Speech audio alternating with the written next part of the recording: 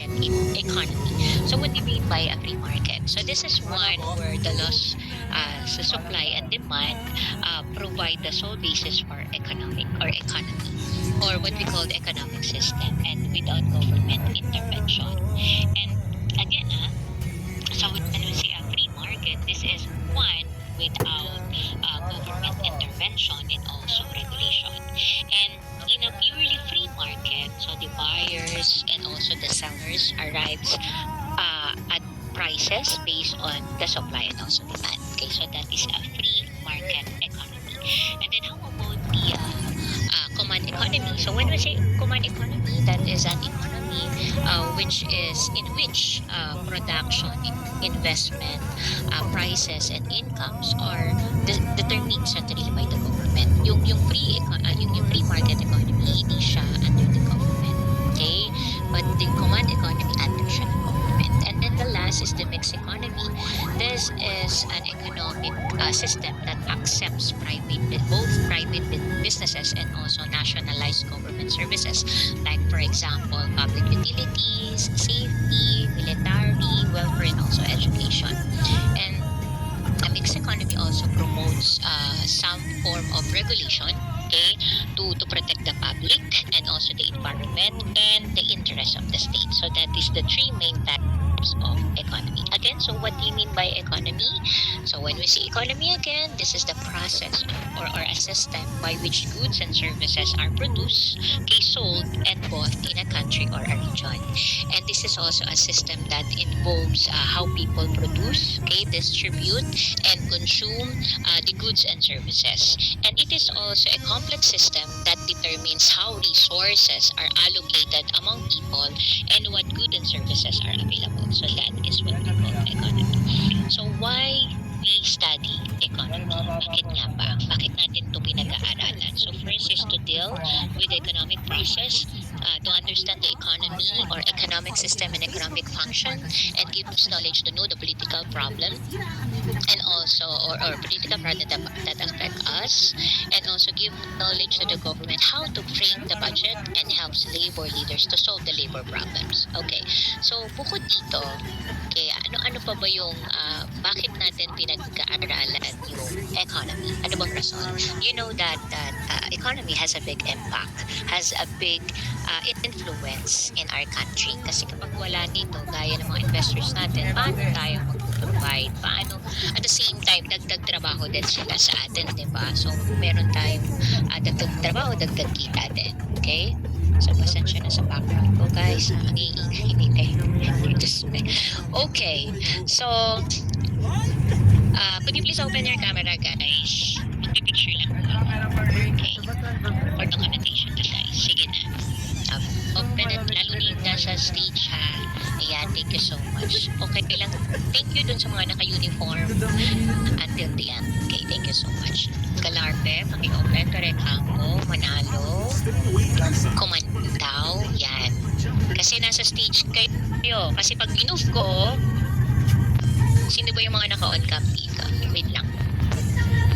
Galarpe, palitan kita, Galarpe. Okay, pero bagitan, paki-open, piliin nyo. Ayan, pinasok ko kayo dyan para tanggalin ko yung mga hindi naka-on cam. Kaso mawawala naman. Kumandaw and Manalo, please. Pa-open ako ng camera. Ito lang. After that, close na ulit. Magpipicture lang po. Okay, smile, ha? Okay. Akala kung anong gagawin. Pakibukas. Ayan, smile. Sorry, tampo, bakit naka yung bibig? Tanggalin mo yung kamay mo sa bibig. Yan. Okay, smile kayo po. Okay. Ang tagal oh wait, another, ayun, okay na. Sige po, thank you so much. Ito si Francisco. Sige na, thank you so much po. Okay, sige, pwede na mag-close ka. Okay, so why we study first is for research application, kung bakit natin yan pinag-aaralan. So we all know that economic.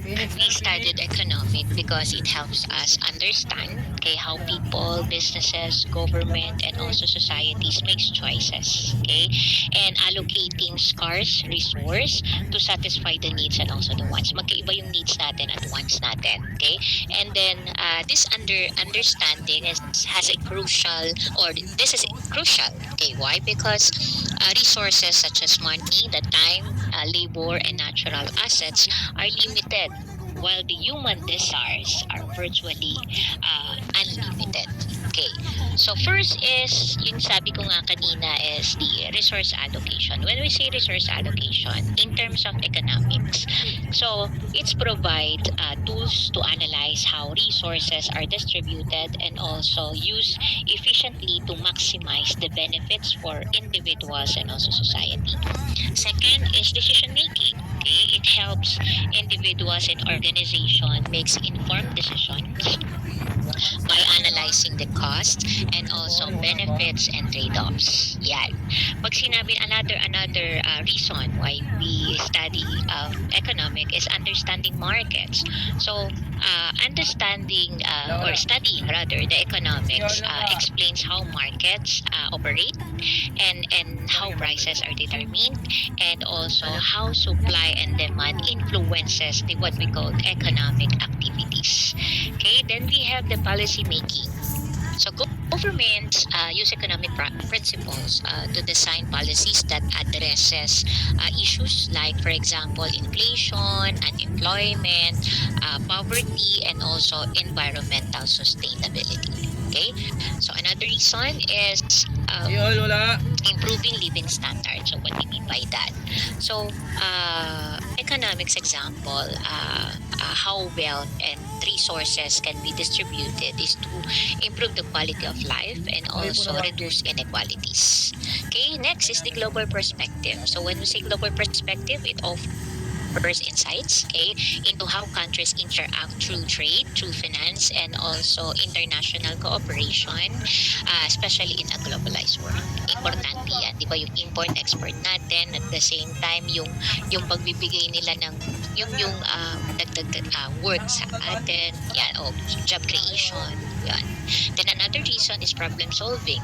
So, di ba, nag-analyze tayo ng mga economic data. So, by analyzing economic data and also trends, individuals and societies can anticipate and solve challenges such as economic downturns, resource scarcity, or technological disruption. Okay, and then the last is the career opportunities. So we all know that a foundation in economics prepares individuals for careers in diverse fields, okay, such as business, okay, government, research, and also education. So in essence, economics helps us make a sense of how the world works and also equips us to make better choices and resource contained environment. Okay, constrained environment rather. Tingnan ko nga kung may nadagdag. 23 kanina eh. O, 31. So, nadadagdagan. Huwag lang yung paunti. Okay? So, that is the reason why we study economy. Okay, next we proceed to what we call economic system. Okay. So, the way a nation make choices, and these choices involve how the nation will use its resources to produce and distribute goods and services. So, what do you mean by economic system? So, when we say economic system, so this is a method, okay, for organizing and distributing resources, the goods, and also services within a society. And it is also regulates the factors of productions. What are those? That is the land, the labor, and also the capital and physical resources. Kasama din yun. Yan yung mga factors natin of production. And when we say economic system, this is economic system answers three basic questions. What are those questions? First is what will be produced and how it will be produced and how will be the output be distributed. So later po sasagutin natin itong three basic questions na to. Okay? And then So nabanggit ko kanina, factors of production na tinatawag nating economic system. So first we have the land. Okay, isa-isahin natin. So what do you mean by land? When we say land, this is a factor of production that includes the natural resources and also geographic locations that are used to create goods and services. Sorry po. Okay. And what are those land na tinatawag natin? So sabi nga natin includes the natural resources. What are those natural resources? So includes the minerals, the forest stocks, the water, the soil, and the solar energy. And then we have also the geographic locations. So syempre includes the specific geographical locations, and also the resources includes the atmospheric quality, the geostationary orbits, and also portions of electromagnetic spectrum. So that is the land. Next, another factors of production is the labor. Okay, so this is the physical and mental work people to do produce goods and also services. So meron tayong tinatawag na labor economics. So labor economics is the study of labor which helps economists understand employers' hiring and also wage decisions as well as the effects of unemployment to economy. Okay? Ayan. So that is labor. Ang problema kasi dito sa bansa natin, ang daming graduates, but then wala namang particular na work para sa kanila. So marami ring tambay, 'di ba? Kasi nga wala silang nakukuhang work kasi nga kukunti yung tumatanggap ng fresh grad. Swerte-swerte mo na lang kung matanggap ka. Kalimitan din dito sa bansa natin, even though you are graduated, okay, in 4-year course or 6-year course, hindi mo napupuntahan yung particular course mo. Kalimitan saan? Lagi sa BTO or sa mga bangko o kaya naman ay call center agent. Diba nag-produce nagdagdag sa atin ng K-12. So, nagdagdag sila ng K-12 pero wala naman silang inilaan trabaho for them. So, yun nga mga graduate na, o sabihin natin yung mga tapos ng with highest degree, walang mahanap na trabaho. How about itong nasa tinatawag natin grade to 12? Diba kaya nga dinagdag ito para ginaya kasi yung Amerika na even though grade 12 pa lang sila, hindi pa sila tapos ng degree, pwede na silang magka-work. Kaso ano work ang ibibigay kung wala naman trabaho nakalaan? Diba? So that's it. So yun kasi yung problema natin sa bansa natin. Kulang tayo pagdating sa work. Okay? Next, we have the another types of economic system is capital.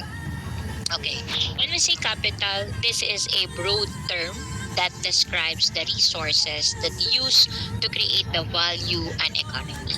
Okay, and the capital can be physical, financial, or intellectual property, and this is used also by the businesses to generate profit, to increase the revenue, and also maintain daily operations. So what are those types of capital? So sabi ko nga kanina is the physical capital. So when we say physical capital, includes the building, machinery, equipment, and other physical assets that can be used to increase productivity. Kaway-kaway nga kung andyan pa, sige nga, 2TM, o nadagdagan 2TM tuloy to RTP, yan. Thank you so much dun sa mga nag-respond, dun sa iba tulog siguro.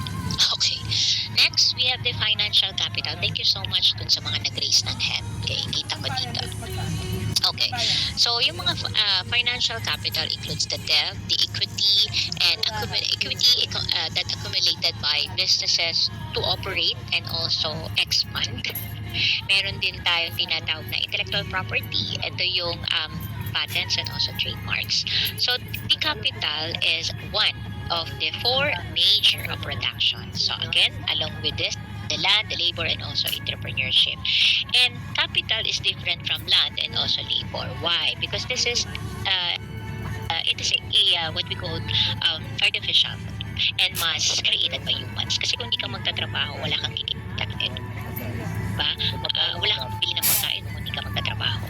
So, kumbaga, itong capital talagang created by humans. Okay? So, yan. And then the last, entrepreneurship. Okay. So, It means that, or it refers to the process of starting and launching business, and includes the willingness and ability to take the business, to take the risk on business. At iba yung mga sinusuong, okay? Yung business ay tinatawag natin mga entrepreneurs. So, sino to Meron mga budget lane entrepreneurs dyan? na to? There are the SM na individuals sa who SM. create or invest in businesses and are often seen as innovators, okay, who bring new ideas, who bring to the market, and they are responsible, okay, for managing businesses and taking on the most of the risk and enjoying most of. Minsan kaya kayo, kailangan mong itaya yung buhay. Minsan nagugulat ako, makakakuha ko yung hinahanap eh. Okay, so here is my question for you. So, ang tatawagin ko yung wala pang ano. Wait lang ha, may ginawa kasi kahapon si... Paano na ito? Sakay na. Kung si Villar ba? So, hindi ko lang alam kung saan ko nailagay. Wait lang ha. Ito. 430. Kasi meron akong... bakit wala?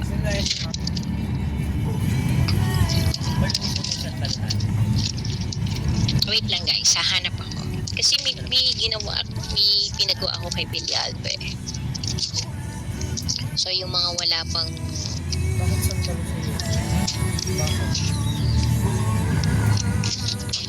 Yung mga wala pang recitation, yun yung tatawag ko. Villalbe, saan ko na ilagay yun? Bakit wala? Halaka. Okay, hanapin ko dito. Kasi meron siyang ginawa kahapon na mga list na tatawagin ko na hindi pa wala pang recitation.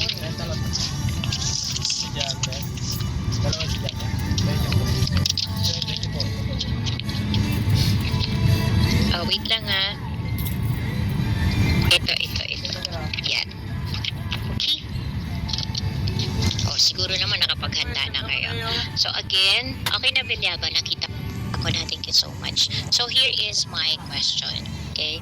So why entrepreneurship is important in the economy? So tatawagin ko muna dito ba si Castillo? Kasi walang wala siyang, wala si Castillo.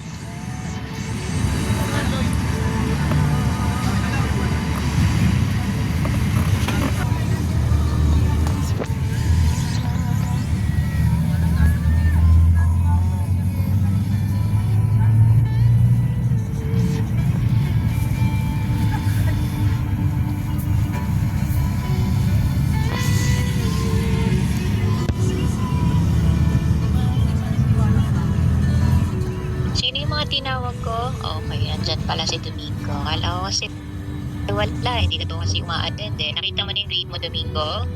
Okay? So wala rin akong grade na ibibigay sa'yo, ha? Makipagkita ka sa akin. Kasi wala silang grade na binigay sa'yo, so wala rin akong grade na ibibigay sa'yo. Alright? Tama ba ako? Nakita mo ba yung grade mo? Medical center meron. Okay, sino pa? Sakit po nakita. Tingnan mo na, baka magulat ka. Kapag may sinesend doon sa GC, aware kayo dapat, ha? Hindi yung dead ma lang. Nandun po sa Excel po. Tapos sasabihin nyo na, ba't ganito yung grade ko? Abay, ang tinatanong hindi ako ang sarili, ha? Sige, check mo na. Okay? Baka mamaya mag-react ka. Galing yan Nasa sa Excel galing po yan ba? sa... Ay ba, i-check mo. Ako pa ba? Di hanapin mo doon. Tingnan mo kung saan nila inano. Alam ko, pinicturean nila yon kahapon. Check mo doon sa GC. Mag-backread ka para malaman mo. Sino po yung tinawag ko? Wait lang. Pinapainit mo ulo ko eh. Okay, yan. Sige na. Tore Campo. So here is my question is why entrepreneurship is important in the country. Tore Campo, go ahead. Ang entrepreneurship po ay mahalaga dahil po ito ay nagdadala ng mga bagong ideya produkto or serbisyo po na pwedeng magpataas ng produktibidad. At pati na rin po yung customer satisfaction na nakakatulong po ito sa paglago ng ekonomiya.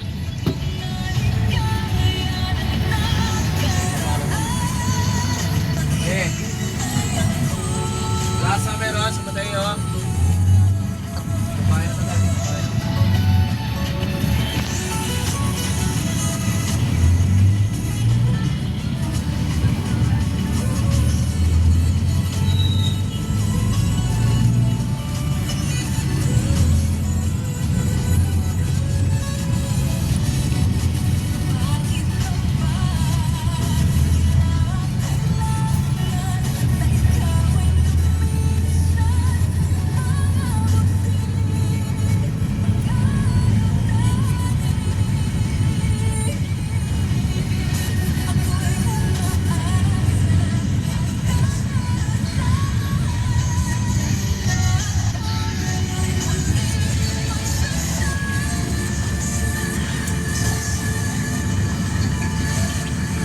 Okay, so permission na rin po to off my camera kasi naglalag po ako. Oh my God, ano naman nangyayari? Mag-off na rin po ako ng camera ha kasi po naglalag po ako. I'm really sorry. Para po tuloy-tuloy tayo. Direct po, come again. I'm sorry. Sorry po. Proceed. Mahalaga po ang entrepreneurship sa ekonomiya dahil ito po ay nagdadala ng mga bagong ideya, Tarika po. produkto.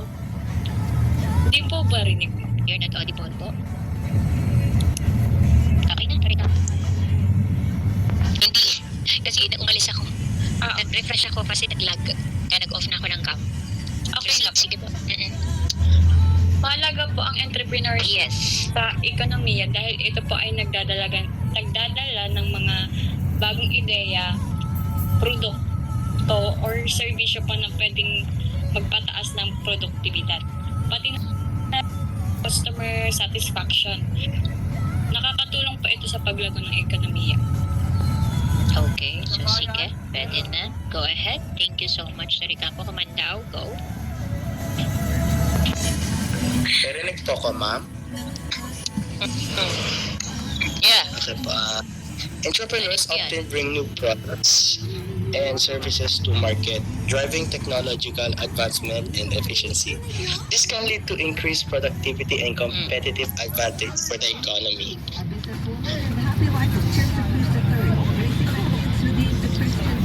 Bakit naman? I got to know MX straight through my mom. Niresearch ko talagang mabuti ito. Since then, I always make sure I have it in my bag. Hindi nawawala, guys. Ha? Ako ba nawawala? Hello? MX straight my Guys, may ano ko, may audio ko. Hello po.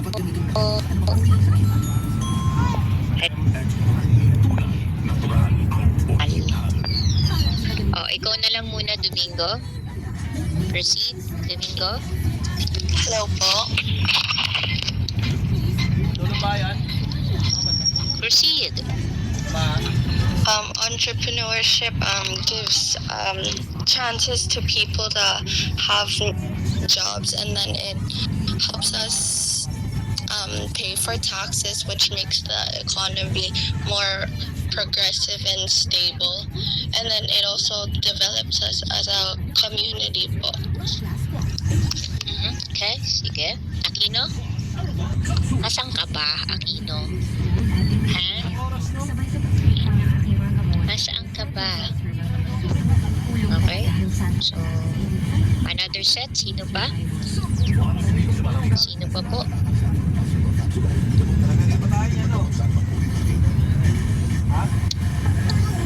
Paki-raise ng hand ha, nung mga sumagot para po malagyan ko.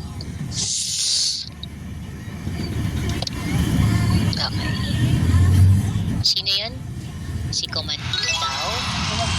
Sumagot na po yung mga hindi pa po ha, para hindi na akong magtatawag. Okay? Yung alam nyo po na wala pa po kayong puntos kahit isa since prelim. Okay? Oh, another set. Last one. Meron dyan, tulong bayan. Okay? Taas ang kamay. Yung mga hindi pa po nakakasagot. Okay? Para mailagay ko. Tore Campo, okay na, nalagyan na kita. Wala? Okay. So, ako na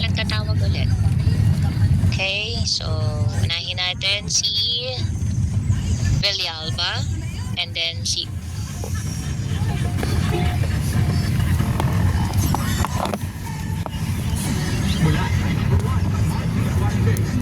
nawala na si Villalba. Okay. Sino pa po ang gusto sumagot? Bukod kay OAP. Kay OAP tuloy. Kay OAP. Sino pa? Okay, Aquino. Sige. Sino pa? Oo nga, nawala ka eh. Okay, Villalba. Ano nangyari dito? Ba't nagkaganito na lahat? Okay, wait lang tayo. Okay, Aquino, Villalba, sorry naman. Okay, si Aldefonso and OAP. Okay, Aquino, go ahead. Sige po. Hello, po. So, yung entrepreneurs po kasi nakakahawak sa economic growth by creating businesses and pag-generate po ng income and stimulating demands for goods and services. So, yung method Okay. nila is na-contribute po sa country natin. Okay, so thank you so much.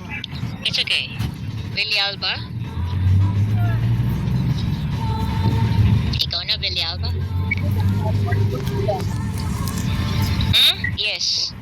Medyo, medyo mahina lang.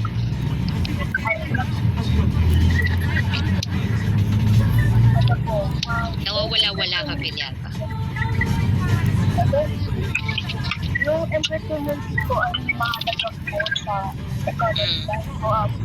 Makakapagbigay din po ito ng tulong po sa ating mga komunidad sa pamamagitan po ng issue at pagpunta po sa mga lokal po na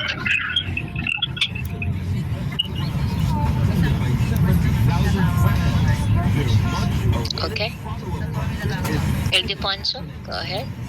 Kumakaway ka kanina, no? Kaya tinawag kita, Ildefonso. Go ahead. Mahalaga po yung entrepreneurship sa isang country kasi po para po mabawasan yung pagkadepende ng isang country sa mga foreign goods or services po. Alright, so thank you so much. Wow. Rinig po ako. Yes po. Mahalaga po yung entrepreneurship, especially sa mga gusto pong mag-change. Opportunity po kasi siya para ma-change yung social status ng nagsisimula pa lang po sa larangan ng business. Also, ayun po, for job creation po siya and nakakatulong po siya sa community since if ever pong mag-boom yung business na yun, hindi lang po yung may-ari ng business yung makikilala, kundi yung community po kung saan po tinayo yung business. Okay, so thank you so much. So sino-sino ulit raise ng hand. So si Aldefonso, si Oab, who else? Sino pa po? Tori Campos, stop raising your hand. Sino pa yun? Okay, Oab, Aldefonso, Aquino, and Villalba. Okay. Sorry.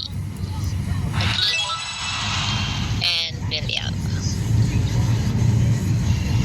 Okay. Next. Okay. So sabi nga, tanong ko nga, diba, why entrepreneurship is important in economy because entrepreneurship develop and also create a job, okay, and it can also involve the high risk ventures such as introducing new products and services, gutom na talaga ako, or using innovative strategies to sell existing ones. And entrepreneurship can also occur within or established within companies such as when a company creates new products or services. Yan. Diba, para sa social media, diba, ang gamit na nga rin ngayon kapag nagsisell ka at nag-encourage ka ng mga consumers and customers, gamit na yung social media. Diba? They use TikTok, they use, for example, Facebook to encourage, okay, yung mga consumers to buy that particular product. So, kailangan lang talaga nitong mga entrepreneurs na to, meron silang ethically standards regarding dun sa product. Okay, para naman kahit paano bumabalik. Kumbaga, maganda yung quality na binibigay mo, so marami kang may encourage. Pero pag yung product mo Okay, at hindi ganun kaganda, at the same time nanloko ka pa, so walang babalik sa'yo. Okay, so yun mahalaga din. So nagbibigay din syempre ito ng sabi ko nga yung mga trabaho sa mga sabi natin walang particular na trabaho kasi nga lack of education sila, yung mga out of school youth, ganun. Okay? Tingnan ko nga kung may umalis na, meron na. Kasi 34 kanina, 32 na lang ngayon. Okay? So hantay-hantay lang po yung mga yung mga hindi pa nakakasagot. Meron pa mga questions later. Okay, so another types of what we call the economic system is the infrastructure. So the term infrastructure comes from the French words infra, which means below, and structure, which means building. So it first appeared in the late 1880s. And infrastructure is the physical, social, and economic system that supports a country's economy and society, and includes facilities, equipment, and networks that enable business activity. And this is also and also provides citizens with necessities like food and also water. So we have two kinds of what we call infrastructure. So we have the hard infrastructure and we have the soft infrastructure.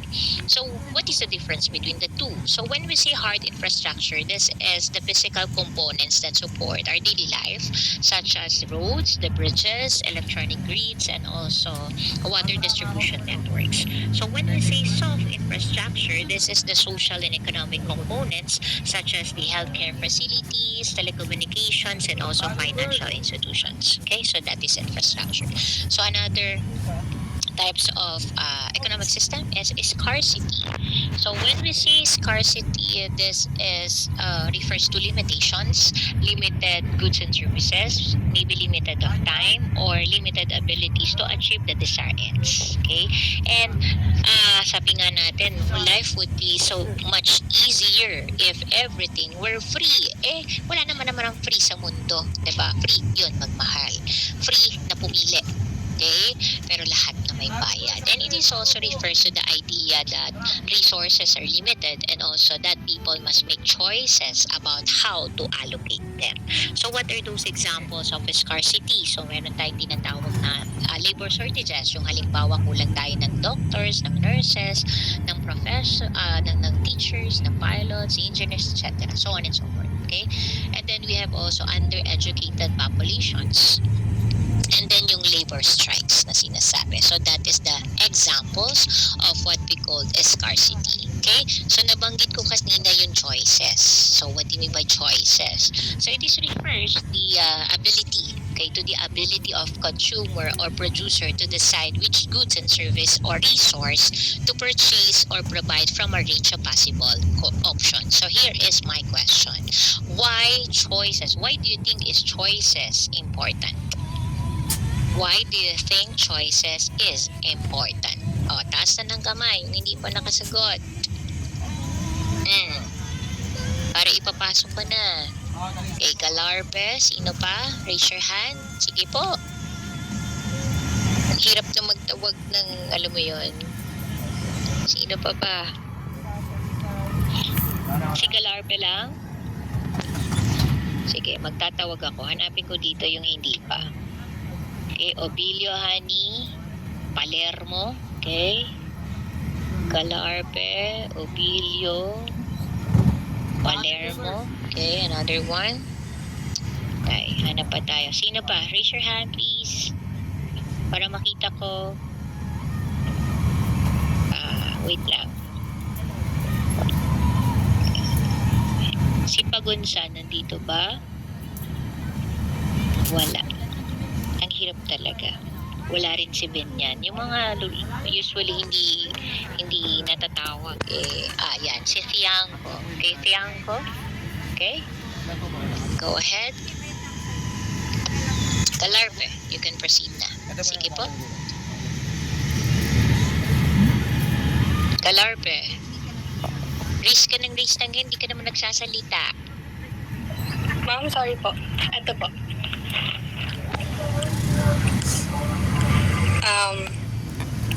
Our choices po kasi allows us to express who we are. They reflect our values, beliefs, and aspirations din po. This makes us unique and allows us to live a life that is authentically ours. Okay. Obilio, Ay, pangatlo. go ahead. Si ano yun? 18. Nasa lubong natin sa tulong bayan. Siting ba siting? Obilio, honey. Nakapuna sa makina. Obilio. Okay, Palermo? Rinig po ako. Yes. Choices are important because they empower individuals to shape their own destinies. Alright. How about you, Palermo? Thank you, honey. Palermo? Rinig po ako. Yes. Yung choices po is important to us because it's our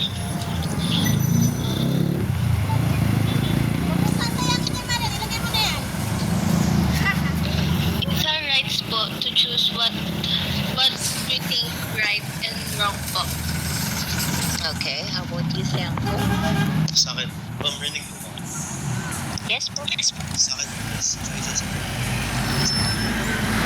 makes us have the difference of right and wrong. Like, sabi ko ni Palermo, it makes us make our path sa tamang Okay, at saka yung choices natin, dapat ito ba ay needs or wants lang? Kasi yung needs, ibig sabihin mga kailangan natin yun. Like for example, the food, the water, okay, energy, etc. But when we say wants, gusto ko lang siya. So saan ba tayo doon? The needs or the wants? Okay? So thank you. Pakitaas ng kamay.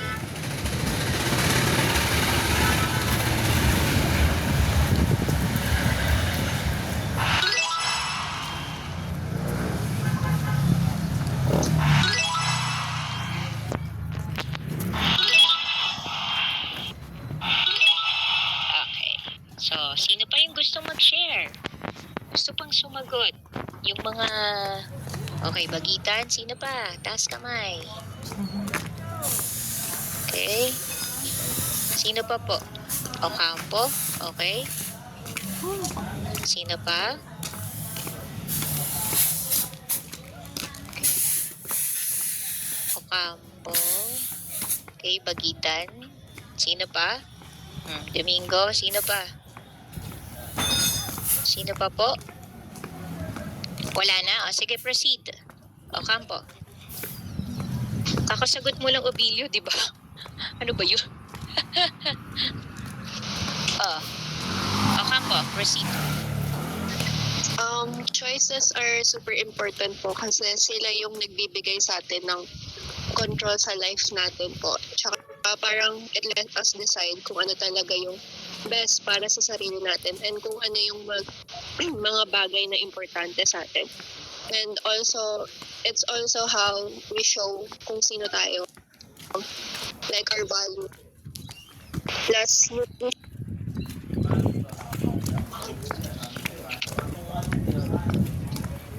Okay, sige.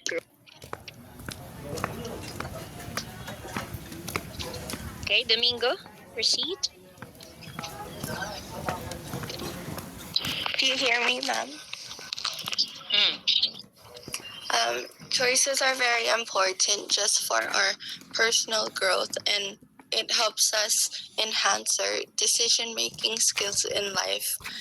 And it also contributes on how we can encourage our well-being in this society.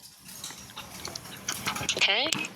Sino pa? Wala na? So, thank you for the three of you for giving your insight. Pakitaas, Bagitan.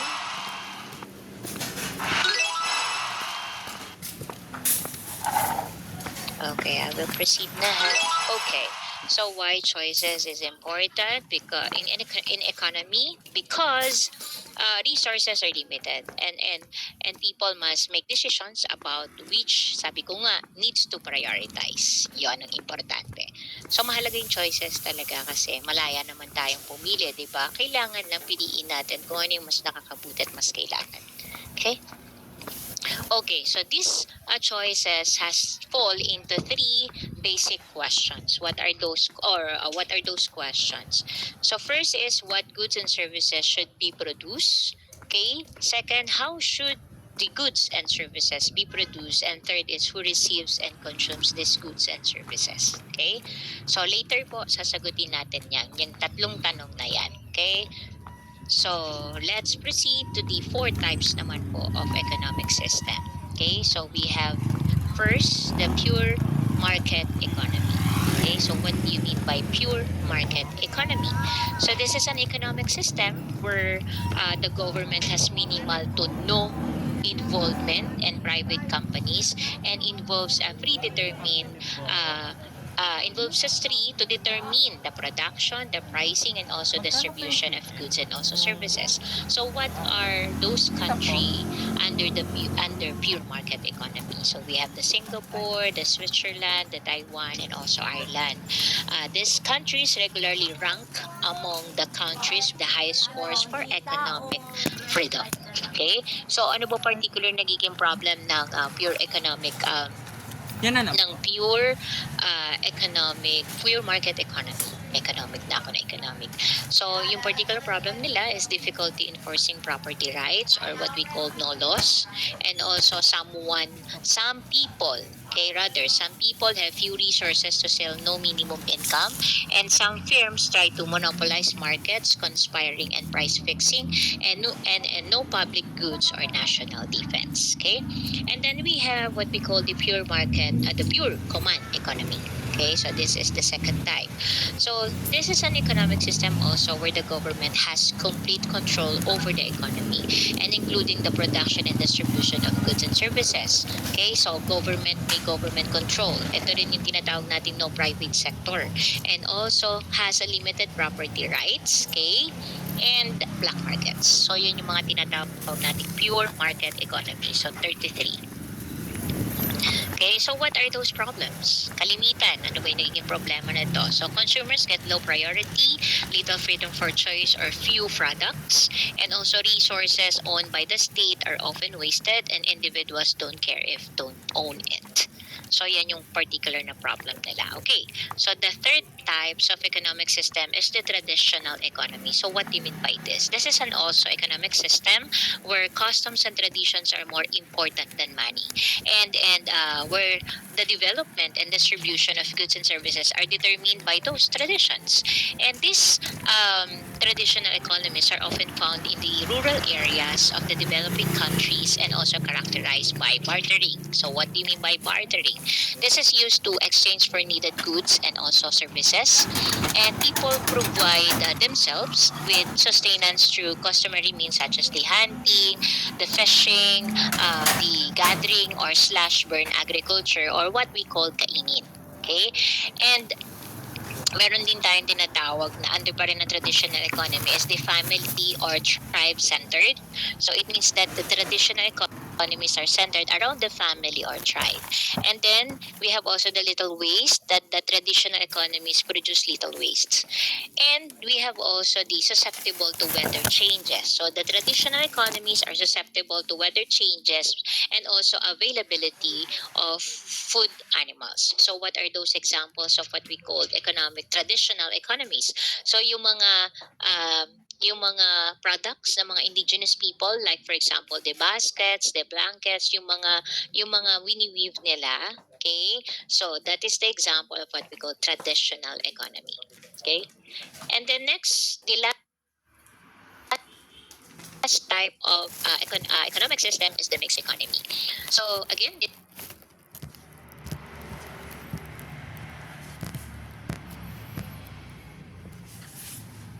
military welfare and also education. So this is also promotes some form of regulation to protect the public, the environment, or interests of the states. So ano ba yung mga bansa na include yung economies or has a mixed economy? So we have the China, the Norway, Singapore, and also Vietnam. Okay, all of which features large state-owned enterprise sectors and also operating alongside large private sectors. They think that the Philippines is a mixed economy. So yes, system that includes a variety of private freedom, and it is also combined with the centralized economic planning and government regulation. So the Philippines is a member of APEC and also ASEAN. So what do you mean by APEC? APEC is an Asian Pacific Economic Cooperation and also the Association of Southeast Asian Nation, that is ASEAN. Kaya po tayo ay under rin or mixed economy rin yung bansa natin. Okay? So kailangan din natin yung investment, yung mga tinatawag nating mga nagpo-provide sa atin ng work, investors. Yan.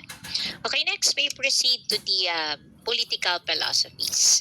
So it is generally believed today that democracy is for the government of the people, by the people, and also for the people. This is the best and only fully justable political system. So refer to the underlying principles and ideas, okay, so that inform the way a society is governed with a focus on ethical standards and also avoidance of corruption and abuse of power. Kapag may mga corruption pa rin sa bansa natin at nag-a-abuse pa rin ang kapangyarihan nila, automatic yan.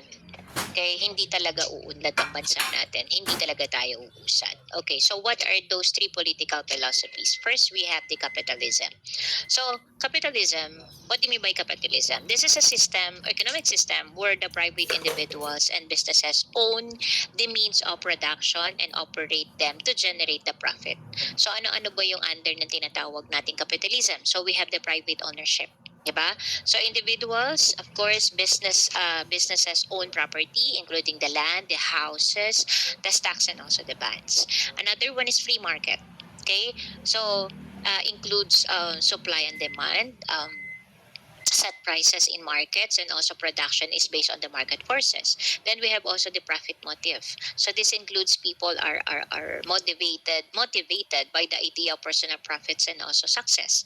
And kasama na rin dito yung competition, di ba? So competition in terms of prices, production, and also distribution of goods are determined by the competition in a free market. And capitalism is the opposite of communism, because where the government owns and controls the means of production. Okay, so that is capitalism. Next is another political policies is socialism. Okay, so what do you mean by socialism? So socialism is an economic system in which major industries are owned by workers rather than by private businesses.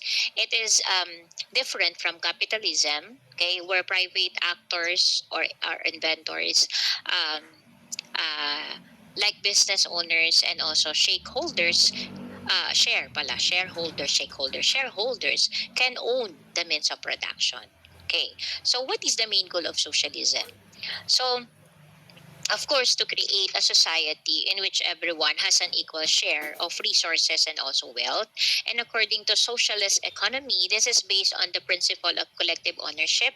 And this means that resources of society such as land, factories, and businesses are owned by the community and not by private individuals. Okay, so that is the goal of what we call socialism.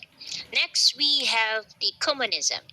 Okay, so communism is based on the goal of eliminating socio-economic class, okay, struggles by creating classless society in which everyone shares the benefits of labor and the state controls all property and also wealth.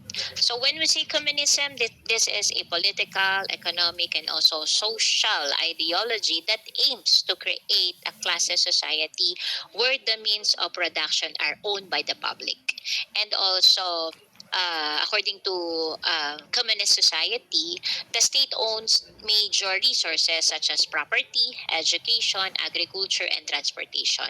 And communism also include wealth.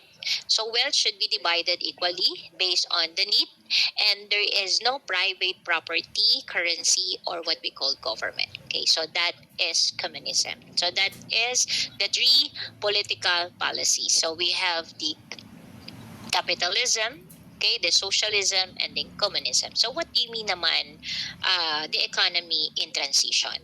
Okay, so this is a country that is undergoing economic reforms to change how its economy is managed. And these reforms typically involve a transition from a state-run economy to a more market-led system. So what are those, or what are the some aspects of transition of the process or transition process? What are those? So we have the liberalization. So when we say liberalization, this is liberalizing consumer prices and also imports. Then the second is privatization. This is transferring ownership that claims to private hands. And we have also micro stabilization, meaning stabilizing the economy.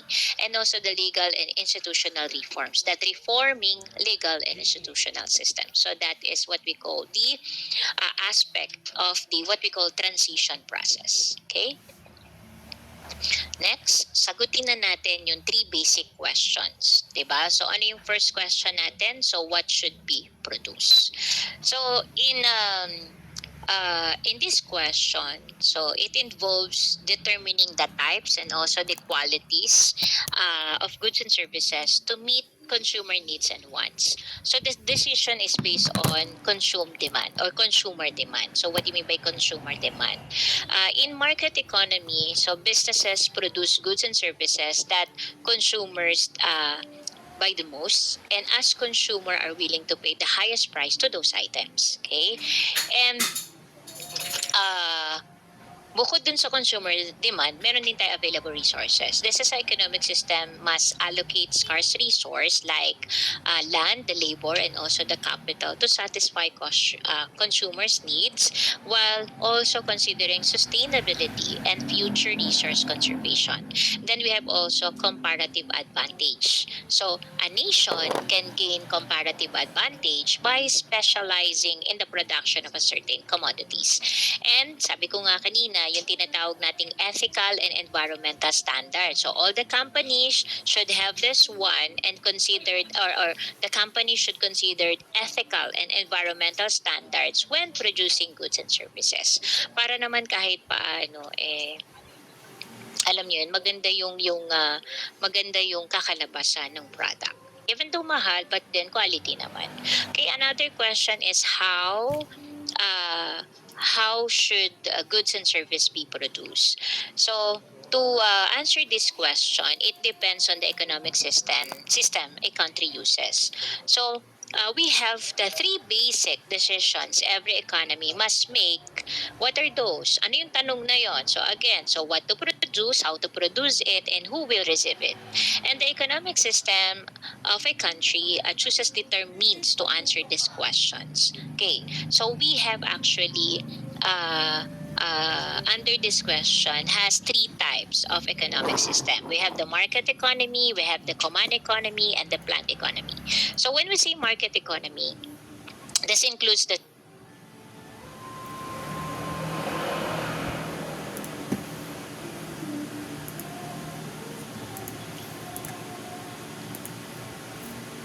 those items to make a profit. Okay? And the common economy naman po is a central planner that such as the government decides what produced and how much is made and who produces it. And economy. So this is the meat